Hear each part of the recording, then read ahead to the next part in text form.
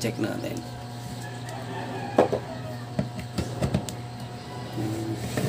Okay.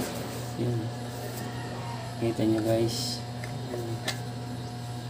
So ito yung 220, ito yung bulb natin 220. Guys, check natin. Yan. Okay. So gumagana siya.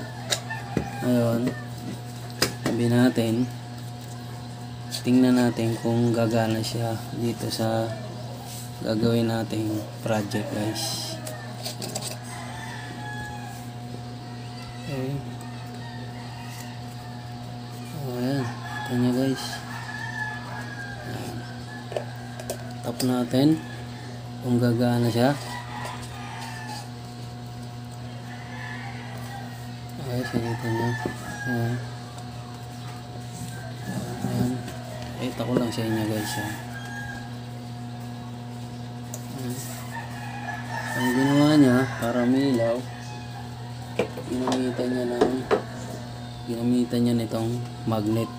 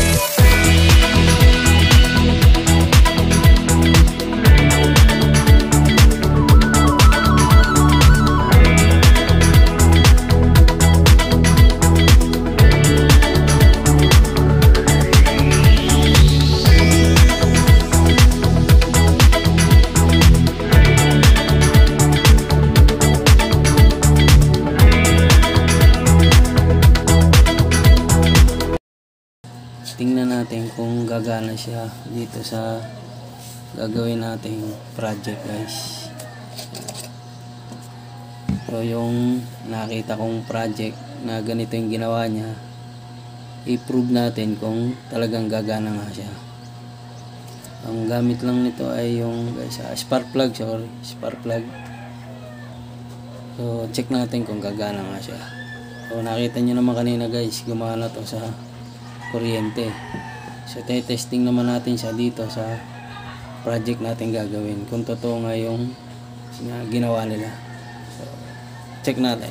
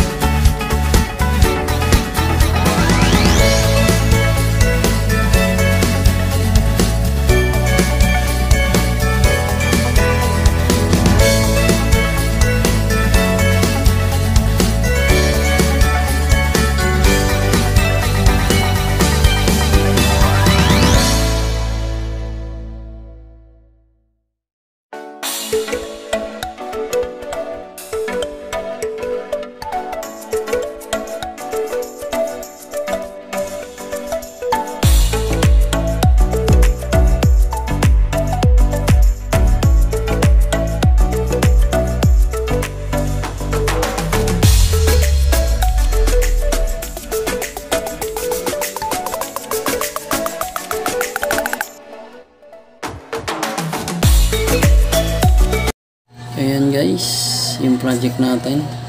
So tapos na natin gawin. So pailawin na natin siya guys, gamit yung magnet guys. Ayan. So itinap niya rito sa ilalim. Ayan guys, on no reaction. So nakita niyo naman kanina guys, pinakita ko to, umiilaw siya sa 220. So ito yung project natin ngayon, tapos na. Ito yung nakita natin. So ang gamit lang niya is spark plug, then magnet. So kita nyo guys, hindi siya nag-react, no power. So ibig sabihin guys, hindi totoo yung kanyang ginawa. So ayun guys, kita nyo. So comment down below guys, paano niya ginawa, paano umilaw tong bulb na to, na ang gamit lang spark plug at itong magnet guys. So yun lang guys, thank you. Yeah.